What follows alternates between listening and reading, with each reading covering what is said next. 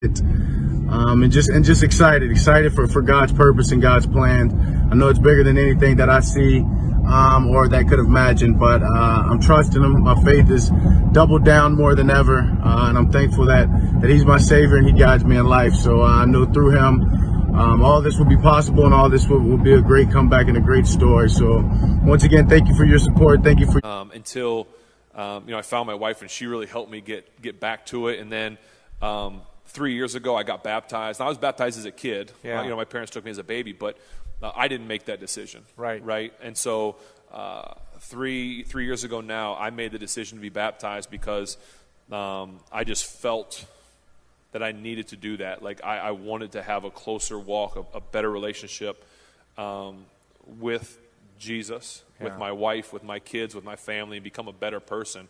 And so I think it was just the person that brought me to Him was Jesus. Yeah. Jesus is the one that brought me back. Yeah. On my knees, bawling my eyes out. And I'm not very emotional. So for me to sit there and do that, it took a lot. Obviously, you could see where I was. And I just sat there and I asked for forgiveness. I asked that He would truly come into my life and take over, that Jesus would just be the center and the sole focus of my life. That was the moment for me, my second year in college, where it finally happened, and ever since that day, I have been changed and made anew in Christ. Yeah. Is there something or someone that keeps you humble in your life? The Lord. I give Him all His praise, the glory, the honor, because without Him, I could have been doing anything, I know for me, the idea of surrendering, that's the most important part of it. I got saved when I was 14, and it changed my life. Wilson eagerly lives what he believes, with a perspective that looks past a playbook. He's weathered loss, including the death of his 55-year-old father before being drafted by the Seahawks. God's given us a tremendous opportunity to share our experience and share our lives with so many other people, and to explain and to talk about why we're here, to encourage others as I go through my walk, and I try to help and love through other people's walks, and not judge, not condemn. And Jesus has to be the center of it all, and I think that loving people, it has to be the center of it all too, because God is love. He rallies team. First off, my mom and dad both raised me in the church. Just being able to come up through the church, I kind of built a great relationship with God, and I've tried to keep that as I've gotten older. And faith is huge for me. Just be able to stay on the right track and be able to live life knowing that I can be free, and God will have me and He'll always accept me. The team provides us Bible study every Friday, and that will help us kind of keep up and not lose track of where we're at and with our faith. And then as well as chapel every night before the game, and that's huge for me because it kind of gives me that last touch, I guess you would say, that last thing that can kind of help me know that I can go out there and just play and be myself, and whatever happens, God has my back. I go to chapel every Saturday night, and just kind of get that message and get the message and keep up to date with God and everything that He's providing for me and every opportunity that He's given me. And then before every game, I walk the field, and I just do a prayer at the goalpost, and I thank God kind of for those opportunities, and I thank God for just letting me be on a stage where I can glorify Him. And I feel like the biggest thing that I pray for is that whatever happens, win or lose, success or failure, that I'm glorifying Him and doing everything the right way that He wants. I was the starting quarterback. I suffered a torn ACL in my knee.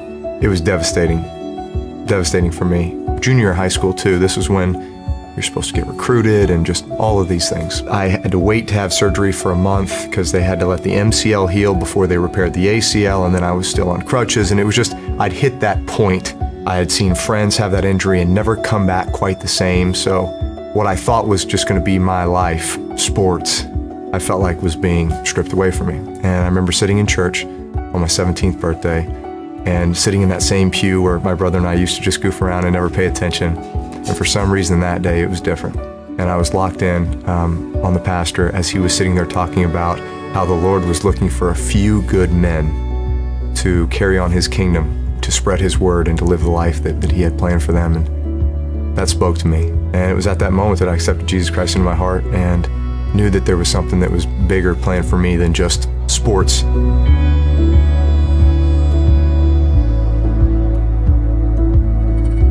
What do you admire most about Jesus Christ?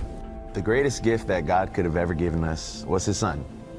It's not just a matter of hearing what Jesus Christ is, it's a matter of getting to know who Jesus Christ is, to really understand and really feel the true identity of who you are because of things that he's done.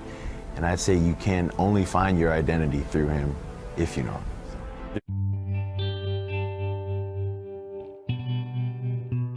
I pray before every game. You know, I spend time with God in the morning before I get to the stadium, and then when I lace up my cleats, I thank God for the opportunity to go out there and attempt to glorify him. I think prayer plays a crucial role in any relationship with God. It's your communication, it's your lifeline. You know, you have the Bible, the living word to kind of give you the transcript of the game plan of how to live, but then you have prayer, and it's your interaction with God. And your quiet time is your interaction with God. So I think in my life, the times that I've been really consistent and spent quality time on a daily basis with God in prayer are the times where I flourish the most, times I'm feeling the tightest with God, and that's what you want to have. Is once you have that tight feeling with God, it's something that you don't want to feel anything else, because he's such a fulfilling God and a giving, loving Father that we don't deserve.